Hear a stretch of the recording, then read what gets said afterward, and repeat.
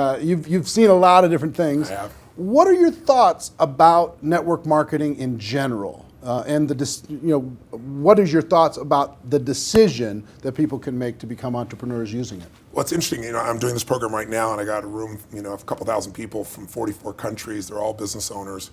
Some of them are businesses that are approaching $1 billion. Some of them haven't even started yet, right? They're just picking their business. So it's really variety. And one of my goals in that event is to actually get people to not go in business. And the reason it sounds horrible is someone spends $10,000 to come to an event, and I told them up front, some of you are not made for this, because to run a business requires a certain natural capacity, a nature, if you would, besides skills that you learn. And it's the ability to handle risk, it's the ability to handle stress, it's the ability to do a lot of different things, and you have to be able to manage finance. Most people, they have some of those skills, and that's why every year 50% of businesses that start are out of business. You look at over any 5-year period of time, 80% are out of business, and over a 10-year period of time, only 4% make it. Now, make it, Eric, doesn't mean that they're making any money, right? That just means they're still standing. 96% fail, and after 10 years, you're set, right? No. Look at Lehman Brothers, right? Around for a century. They did combined $1 trillion in revenue over that century, and they're gone. So the world, technology changes, products and services changes, it's so competitive. So to really be successful, it's a really unique situation. What's beautiful about network marketing is you get all the benefits of being an owner, but you don't have to be worrying about supply chain. You don't have to be worried about accounting, especially in the world we're in today. Network marketing used to be a little bit more different, but today with technology, you can know what's happening in real time. The companies have already set up the software, they know what happens. So it's really picking the right company, and there's a lot of great companies in that area. And it's really realizing that you're really a value creator. If you can go out and add value to other people's lives, if you can just introduce people to a product or a service that a company you represent that truly is extraordinary, some products and services can't just be thrown up on Amazon. They need the story to be told. And if you found a product or service of that nature, and you got a company that has a generous schedule of being able to reward you, and then you begin to get leverage where it's not just you, where you've multiplied your efforts to other people, then you get all the benefits of being a business owner without all the headaches and without the same level of risk. And so I think network marketing is amazing. Now, network marketing has a mixed reputation, and we all know that, right, in the marketplace. And anybody goes out there, what are you doing? That's why you got to own yourself as a professional. I think that's why I'm supportive of what you do, because you're not just pumping people up, you're giving people real skill sets to be a pro. So I hope you're as excited as I am.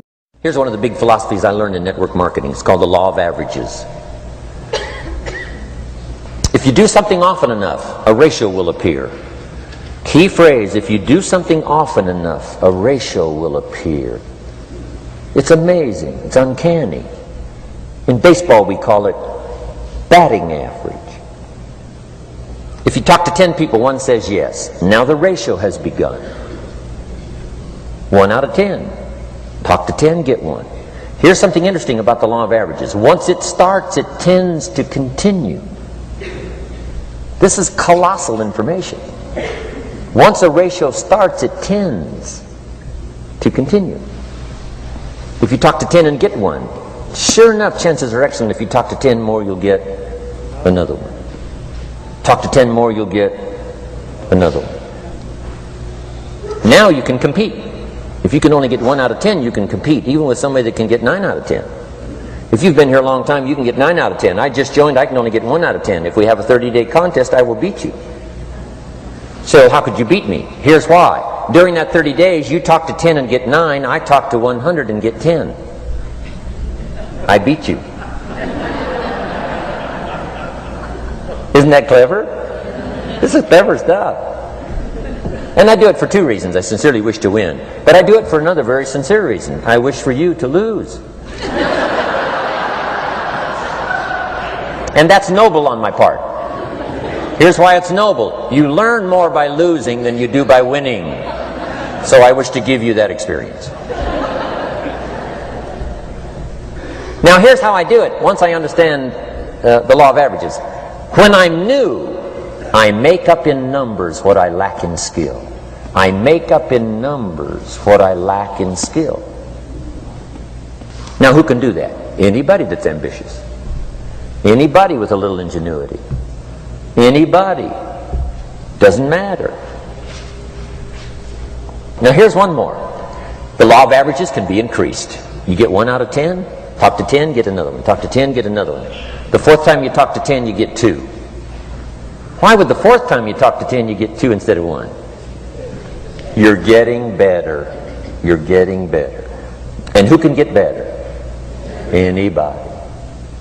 Talk to 10, get 2. Talk to 10, get 2. Finally, talk to 10, get 3. I finally got up to about 3. Now, it takes more than a genius to go past like 3 or 4. But 3 will do. If you bat 300 in baseball, they pay you $4 million a year. Which means you're out 7 times out of 10. 7 times out of 10, out. Make $4 million a year. Are you ready for that?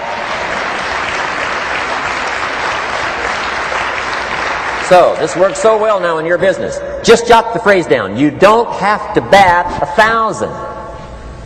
You don't have to bat 1,000 to make big money. 1 out of 10 is fine. 2 out of 10 is terrific. 3 out of 10 is fabulous.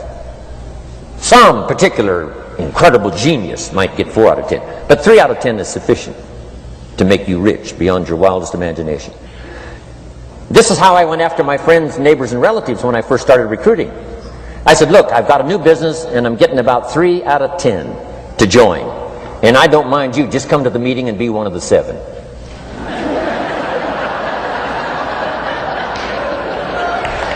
Right?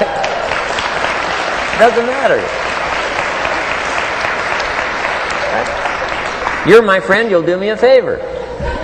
And so it's not important to me that you like it. It's not important to me that you join. It's certainly not important to me that you buy. It's just important to me that you listen. One of the reasons, though, I want you to hear the story is because a year from now, if I'm doing well, I don't want you to say, how come you never picked up the phone a year ago? I never got a letter, never got a call.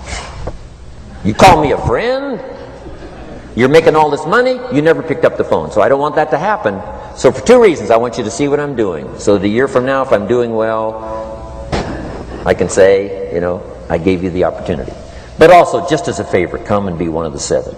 It doesn't matter to me if you buy or join. But I need 10 to get 3. And if you're one of the 3, wonderful. If you're not, wonderful. It doesn't. It might matter to you. It might matter to you, but it doesn't matter to me. Now, it matters to me because we're friends, but it doesn't matter in terms of my averages. So if you decide to get rich, just learn the law of averages. You're off and running.